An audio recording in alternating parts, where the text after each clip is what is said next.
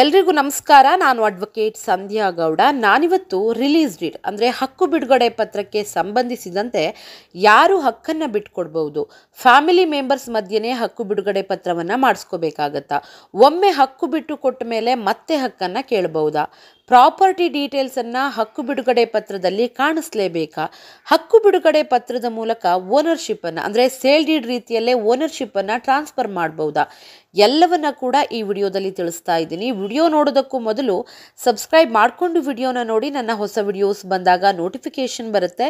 ಇನ್ನೂ ಹೆಚ್ಚಿನ ಮಾಹಿತಿಗಾಗಿ ಅಂದರೆ ಫರ್ದರ್ ಕ್ಲಾರಿಫಿಕೇಶನ್ ಇದ್ದಲ್ಲಿ ಕಾಲ್ ಮಾಡ್ಬೋದು, ಬಟ್ ಕನ್ಸಲ್ಟೇಷನ್ ಫೀಸ್ ಇರುತ್ತೆ ಅಂತ ಹೇಳ್ತಾ ವಿಷಯನ ಸ್ಟಾರ್ಟ್ ಮಾಡ್ತಾ ಇದ್ದೀನಿ.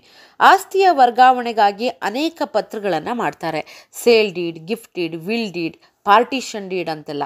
ಹಾಗೆ ಈ ರಿಲೀಸ್ ಡೀಡ್ ಅನ್ನೋದು ಕೂಡ ತಮ್ಮ ಪಾಲಿಗೆ ಬರುವಂತಹ ಆಸ್ತಿಯನ್ನು ಮತ್ತೊಬ್ಬರಿಗೆ ಬಿಟ್ಕೊಡೋದಕ್ಕೆ ಈ ಪತ್ರವನ್ನು ಬಳಸಲಾಗುತ್ತೆ. ಆದರೆ ಸೇಲ್ ಡೀಡ್ ರೀತಿಯಲ್ಲಿ ಅಥವಾ ಗಿಫ್ಟ್ ಡೀಡ್ ರೀತಿಯಲ್ಲೆಲ್ಲ ಒಬ್ಬರಿಂದ ಇನ್ನೊಬ್ಬರಿಗೆ ಓನರ್ಶಿಪ್ ಟ್ರಾನ್ಸ್ಫರ್ ಮಾಡಲಿಕ್ಕೆ ರಿಲೀಸ್ ಡೀಡಿಂದ ಆಗೋದಿಲ್ಲ, ನೆನಪಿರಲಿ. ಯಾಕಂದರೆ ರಿಲೀಸ್ ಡೀಡ್ ಮೂಲಕ ತಮ್ಮ ಹಕ್ಕನ್ನು ಬಿಟ್ಕೊಡ್ಬೇಕು ಅಂದರೆ ಆ ಪ್ರಾಪರ್ಟಿಗೆ ಹಕ್ಕುದಾರರಾಗಿರಬೇಕಾಗತ್ತೆ. ಹಕ್ಕು ಪಡೆದುಕೊಳ್ತಾ ಇರುವಂಥವರು ಕೂಡ ಆ ಪ್ರಾಪರ್ಟಿಗೆ ಹಕ್ಕುದಾರರಾಗಿರಬೇಕಾಗತ್ತೆ. ಹಕ್ಕು ಬಿಡುಗಡೆ ಪತ್ರ ಇದು ಒಂದು ಲೀಗಲ್ ಡಾಕ್ಯುಮೆಂಟ್ ಆಗಿದ್ದು, ಇದರಲ್ಲಿ ಹಕ್ಕನ್ನ ಬಿಡುಗಡೆ ಮಾಡುವಂಥವರು ಅಂದರೆ ಆಸ್ತಿ ಅಥವಾ ಆಸ್ತಿಯಲ್ಲಿನ ತಮ್ಮ ಕಾನೂನುಬದ್ಧ ಹಕ್ಕು ಅಥವಾ ಪಾಲನ್ನ ಸ್ವಯಂ ಪ್ರೇರಣೆಯಿಂದ ಮತ್ತೊಬ್ಬ ಪಾರ್ಟಿಗೆ ಬಿಟ್ಟು ಕೊಡುವಂಥದ್ದು ಇರುತ್ತೆ. ಇದನ್ನ ಹೆಚ್ಚಾಗಿ ಜಾಯಿಂಟ್ ಓನರ್ಸ್ ಇದ್ದಾಗ ಅಥವಾ ಕುಟುಂಬದ ಸದಸ್ಯರ ನಡುವೆ ಮಾಲೀಕತ್ವ ವರ್ಗಾವಣೆಗೆ ಬಳಸ್ತಾರೆ. ರಿಲೀಸ್ ಡೀಡ್ ಅನ್ನ ಯಾರು ಮಾಡಬಹುದು ಅಂದರೆ ಮಾಡುವಂಥವರು ವಯಸ್ಕರಾಗಿರಬೇಕು, ಅಂದರೆ 18 ವರ್ಷ ದಾಟಿರಬೇಕು. ನೀವು ಬಿಟ್ಟು ಕೊಡ್ತಾ ಇರುವಂತಹ ಆಸ್ತಿಗೆ ನೀವು ಹಕ್ಕುದಾರರಾಗಿರಬೇಕು ಅಥವಾ ಜಾಯಿಂಟ್ ಓನರ್ ಆಗಿರಬೇಕು. ನೆಕ್ಸ್ಟು, ಕುಟುಂಬದ ಸದಸ್ಯರಿಗೆ ಮಾತ್ರ ಹಕ್ಕು ಬಿಡುಗಡೆ ಪತ್ರವನ್ನು ಕೊಡಬಹುದಾ ಅಂತ ನೋಡೋದಾದರೆ ಖಂಡಿತವಾಗ್ಲೂ ಇಲ್ಲ. ಹಕ್ಕು ಬಿಡುಗಡೆ ಪತ್ರವು ಕೇವಲ ಕುಟುಂಬ ಸದಸ್ಯರಿಗೆ ಸೀಮಿತವಾಗಿಲ್ಲ. 2 ಅಥವಾ 3 ಜನ ಸ್ನೇಹಿತರು ಜಂಟಿಯಾಗಿ ಆಸ್ತಿ ಖರೀದಿಯನ್ನು ಮಾಡಿದರೆ ಆ ಆಸ್ತಿಯನ್ನು ಯಾರೋ ಒಬ್ಬರಿಗೆ ಮಾತ್ರ ಕೊಡ್ತಾ ಇದ್ರೆ ಉಳಿದ ಮಾಲೀಕರು ಅಂದರೆ ಉಳಿದ 2 ಜನ ಸ್ನೇಹಿತರು ಏನಿರ್ತಾರಲ್ವ ಅವರು ತಮ್ಮ ಹಕ್ಕನ್ನು ಬಿಟ್ಕೊಡ್ಬಹುದು. ಫ್ಯಾಮಿಲಿ ಮೆಂಬರ್ಸ್ ಮಧ್ಯೆನೇ ರಿಲೀಸ್ ಡೀಡ್ ಮಾಡಬೇಕು ಅಂತ ಇರೋದಿಲ್ಲ. ಜಾಯಿಂಟ್ ಓನರ್ಸ್ ಇರುವಂತಹ ಪ್ರಾಪರ್ಟಿಗೆ ಉಳಿದ ಏನು ಮಾಲೀಕರು ಇರ್ತಾರಲ್ವ ತಮ್ಮ ಹಕ್ಕಿನ ಬದಲಾಗಿ ಹಣವನ್ನು ಪಡೆದುಕೊಂಡು ಹಕ್ಕು ಬಿಡುಗಡೆ ಪತ್ರದ ಮೂಲಕ ಹಕ್ಕನ್ನು ಬಿಟ್ಕೊಡ್ಬಹುದು. ಆದರೆ ಇದನ್ನು ಜಾಸ್ತಿಯಾಗಿ ಮಾಡುವಂಥದ್ದು ಕುಟುಂಬದ ಸದಸ್ಯರು ಮಾಡ್ಕೊಳ್ತಾರೆ.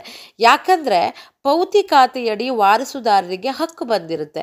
ಜಂಟಿಯಾಗಿ ಎಲ್ಲ ಅಣ್ಣ ತಮ್ಮಂದಿರ ಹೆಸರು ಖಾತೆಯಲ್ಲಿ ಇರುತ್ತೆ.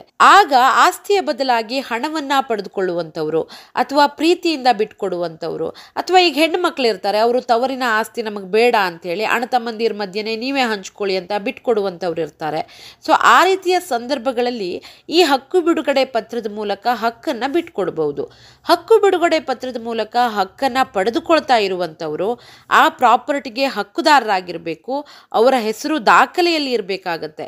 ಆದರೆ ಹಕ್ಕನ್ನು ಬಿಟ್ಕೊಡ್ತಾ ಇರುವಂಥವರ ಹೆಸರು ದಾಖಲೆಯಲ್ಲಿ ಇರಬೇಕು ಅಂತ ಇಲ್ಲ, ಹಕ್ಕುದಾರರಾಗಿದ್ದರೆ ಸಾಕಾಗುತ್ತೆ. ಆದರೆ ಪಡೆದುಕೊಳ್ತಾ ಇರುವಂಥವರ ಹೆಸರು ದಾಖಲೆಯಲ್ಲಿ ಇರಬೇಕಾಗತ್ತೆ. ಆಸ್ತಿ ವರ್ಗಾವಣೆಗೆ ಈ ಪತ್ರವನ್ನು ಮಾಡ್ಕೊಳ್ಳೋದ್ರಿಂದ ಕಾನೂನುಬದ್ಧ ದಾಖಲೆ ಆಗುತ್ತೆ. ಕಾನೂನುಬದ್ಧ ದಾಖಲೆ ಆಗಬೇಕು ಅಂತಂದರೆ ಈ ರಿಲೀಸ್ ಡೀಡನ್ನು ಸಬ್ ರಿಜಿಸ್ಟ್ರಾರ್ ಆಫೀಸ್ನಲ್ಲಿ ರಿಜಿಸ್ಟರ್ ಮಾಡಿಸಲೇಬೇಕಾಗುತ್ತೆ. ಅಂದರೆ ನೋಂದಣಿಯಾದ ಹಕ್ಕು ಬಿಡುಗಡೆ ಪತ್ರ ಮಾತ್ರ ಕಾನೂನು ಪ್ರಕಾರ ವ್ಯಾಲಿಡ್ ಅಂತ ಅನಿಸ್ಕೊಳ್ಳುತ್ತೆ. ಹಕ್ಕು ಬಿಡುಗಡೆ ಪತ್ರದ ಉದ್ದೇಶ ಸ್ಪಷ್ಟ ಮಾಲೀಕತ್ವವನ್ನು ಕೊಡುವಂಥದ್ದು.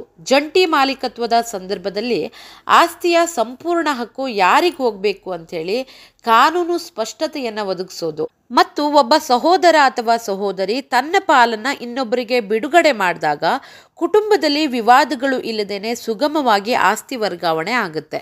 ಹಕ್ಕು ಬಿಡುಗಡೆ ಪತ್ರ ಮಾಡಿಕೊಳ್ಳೋದ್ರಿಂದ ವಿವಾದಗಳು ತಪ್ಪುತ್ತೆ. ಸಹ ಮಾಲೀಕರ ನಡುವೆ ಭವಿಷ್ಯದ ಭಿನ್ನಾಭಿಪ್ರಾಯವನ್ನು ತಡೆಯುತ್ತೆ. ಈ ರಿಲೀಸ್ ಡೀಡನ್ನು ಸೇಲ್ ಡೀಡ್ ರೀತಿಯಲ್ಲಿ ಹಣಕಾಸಿನ ಮೂಲಕವೇ ಮಾಡಬೇಕು ಅಂತ ಇರೋದಿಲ್ಲ. ಅಂದರೆ ಹಕ್ಕು ಬಿಡುಗಡೆ ಪತ್ರವನ್ನು ಮಾಡಿಕೊಡುವವರು ಹಣವನ್ನು ಪಡೆಯಲೇಬೇಕು ಅಂತ ಇರೋದಿಲ್ಲ. ಹಣವನ್ನು ಪಡೆದೇನೆ ಪ್ರೀತಿಯಿಂದ ಕೂಡ ಹಕ್ಕು ಬಿಟ್ಕೊಡ್ಬೋದು. ರಿಲೀಸ್ ಡೀಡ್ ನೋಂದಣಿ ಆಗಿದ್ರೆ ಮಾತ್ರ ಕಾನೂನಿನ ಪ್ರಕಾರ ವ್ಯಾಲಿಡ್ ಅಂತ ಆಗುತ್ತೆ. ನೋಂದಣಿ ಮಾಡಿಸಿದ ರಿಲೀಸ್ ಡೀಡ್ ಮೂಲಕ ನೀವು ಹಕ್ಕನ್ನು ಬಿಟ್ಕೊಟ್ಟಿದ್ರೆ ಮತ್ತೆ ಅದನ್ನು ಕ್ಯಾನ್ಸಲ್ ಮಾಡಿ ಅಂತ ಹೇಳಲಿಕ್ಕೆ ಬರೋದಿಲ್ಲ. ಒಂದು ಸಾರಿ ಹಕ್ಕನ್ನು ಬಿಟ್ಕೊಟ್ಟ ಮೇಲೆ ಮತ್ತೆ ಹಕ್ಕಬೇಕು ಅಂತ ಕೇಳಲಿಕ್ಕೆ ಬರೋದಿಲ್ಲ. ಮೋಸದಿಂದ ಏನಾದರೂ ಹಕ್ಕು ಬಿಡುಗಡೆ ಪತ್ರವನ್ನು ಮಾಡಿಸ್ಕೊಂಡಿದ್ರೆ ಆಗ ನ್ಯಾಯಾಲಯದಲ್ಲಿ ದಾವೆಯನ್ನು ಹೂಡಿ ಮೋಸ ಆಗಿರೋದನ್ನು ಪ್ರೂವ್ ಮಾಡಬೇಕಾಗತ್ತೆ. ರಿಲೀಸ್ ಡೀಡ್ ಆದ 3 ವರ್ಷದ ಒಳಗೆ ದಾವೆಯನ್ನು ಹೂಡಬೇಕು. ಆಗ ರಿಲೀಸ್ ಡೀಡ್ ಕ್ಯಾನ್ಸಲ್ ಆಗುವಂತಹ ಸಾಧ್ಯತೆ ಇರುತ್ತೆ. ಅದು ಮೋಸ ಆಗಿರೋದನ್ನು ಪ್ರೂವ್ ಮಾಡಿದರೆ ಮಾತ್ರ. ರಿಲೀಸ್ ಡೀಡನ್ನು ಮಾಡ್ತೀರಾ ಅಂತಂದರೆ ರಿಲೀಸ್ ಡೀಡ್ನಲ್ಲಿ ನೀವು ಬಿಟ್ಟು ಕೊಡ್ತಾ ಇರುವಂತಹ ಪ್ರಾಪರ್ಟಿಯ ಡೀಟೇಲ್ಸನ್ನು ಕಾಣಿಸ್ಬೇಕಾಗತ್ತೆ.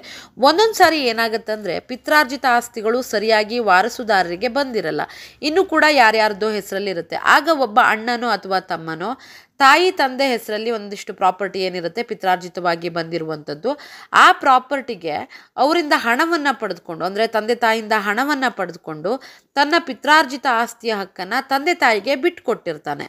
ಇನ್ನು ಮುಂದೆ ಬರುವಂತಹ, ಅಂದರೆ ಇನ್ನೂ ಪ್ರಾಪರ್ಟಿ ಅವ್ರ ತಂದೆ ತಾಯಿಗೆ ಒಂದು ಸ್ವಲ್ಪ ಪ್ರಾಪರ್ಟಿ ಬಂದಿರುತ್ತೆ, ಇನ್ನೂ ಕೂಡ ಬರುವಂಥದ್ದಿರುತ್ತೆ. ಆದರೆ ಪ್ರಾಪರ್ಟಿ ಡೀಟೇಲ್ಸನ್ನು ಡೀಡ್ನಲ್ಲಿ ಕಾಣಿಸಿರಲ್ಲ. ಆದರೆ ಕುಟುಂಬಕ್ಕೆ ಇನ್ನು ಮುಂದೆ ಬರತಕ್ಕ ಎಲ್ಲ ಆಸ್ತಿಗೂ ನಾನು ಹಕ್ಕನ್ನು ಬಿಟ್ಕೊಡ್ತಾ ಇದ್ದೀನಿ ಅಂಥೇಳಿ ಆ ಹಕ್ಕು ಬಿಡುಗಡೆ ಪತ್ರದಲ್ಲಿ ಕಾಣಿಸಿರ್ತಾನೆ.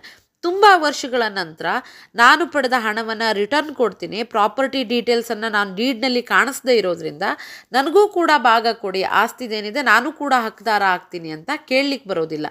ಯಾಕಂದರೆ ಹಕ್ಕು ಬಿಡುಗಡೆ ಪತ್ರದ ಮೂಲಕ ಹಕ್ಕನ್ನು ಬಿಟ್ಕೊಟ್ಟಾಗ್ಬಿಟ್ಟಿದೆ. ಅಂದರೆ ಇನ್ನು ಮುಂದೆ ಬರತಕ್ಕ ಆಸ್ತಿಗೂ ಕೂಡ ನಾನು ಹಕ್ಕು ಬಿಟ್ಕೊಡ್ತಾ ಇದ್ದೀನಿ ಅಂಥೇಳಿ ಹಕ್ಕನ್ನು ಬಿಟ್ಕೊಟ್ಟ ಮೇಲೆ ಮತ್ತೆ ನನಗೆ ಭಾಗ ಕೊಡಿ ಅಂತ ಕೇಳಲಿಕ್ಕೆ ಬರೋದಿಲ್ಲ. ಸೊ ಹಕ್ಕು ಬಿಡುಗಡೆ ಪತ್ರದ ಮೂಲಕ ಹಕ್ಕನ್ನು ಬಿಟ್ಕೊಡ್ತಾ ಇದ್ದೀರಾ ಅಂದರೆ ಸರಿಯಾಗಿ ವಿಚಾರಿಸ್ಕೊಂಡು ಲೀಗಲ್ ಅಡ್ವೈಸನ್ನು ತಗೊಂಡು ನಿರ್ಧಾರಕ್ಕೆ ಬನ್ನಿ. ಹಕ್ಕನ್ನು ಪಡೆದುಕೊಳ್ತಾ ಇರೋರು ಅಷ್ಟೇ. ಪಿತ್ರಾರ್ಜಿತ ಆಸ್ತಿಯಲ್ಲಿ ಒಬ್ಬ ಅಣ್ಣನಿಂದನೋ ಅಥವಾ ಒಬ್ಬ ತಮ್ಮನಿಂದನೋ ಹಕ್ಕನ್ನು ಪಡೆದುಕೊಳ್ತಾ ಇದ್ದೀರಾ ಅಂದರೆ, ಅವರಿಗೆ ಹಣವನ್ನು ಕೊಟ್ಟು ನೀವು ಅವರ ಹಕ್ಕನ್ನು ಪಡೆದುಕೊಳ್ತಾ ಇದ್ದೀರಾ ಅಂದರೆ ಅವರ ಹೆಂಡತಿ ಮಕ್ಕಳ ಸಹಿಯನ್ನು ಕೂಡ ಹಾಕಿಸ್ಕೊಳ್ಬೇಕಾಗುತ್ತೆ. ನೀವು ಒಂದು ಪತ್ರದ ಮೂಲಕ ಆಸ್ತಿಯ ಹಕ್ಕನ್ನು ವರ್ಗಾಯಿಸ್ತಾ ಇದ್ದೀರಾ ಅಂದರೆ ಆದಷ್ಟು ಕಾನೂನು ಸಲಹೆಯನ್ನು ಪಡೆದುಕೊಂಡು ಮುಂದುವರಿರಿ. ಯಾಕಂದರೆ ಯಾರ್ಯಾರೋ ಏನೇನೋ ಹೇಳ್ತಾರೆ, ಆದರೆ ಕಾನೂನು ಜ್ಞಾನ ಹೊಂದಿರುವಂತಹ ವಕೀಲರಿಂದ ಕಾನೂನು ಸಲಹೆ ಪಡೆದುಕೊಂಡು ವ್ಯವಹಾರಗಳನ್ನು ಮಾಡಿದರೆ ಲಿಟಿಗೇಷನ್ಗಳನ್ನು ತಪ್ಪಿಸಬಹುದು.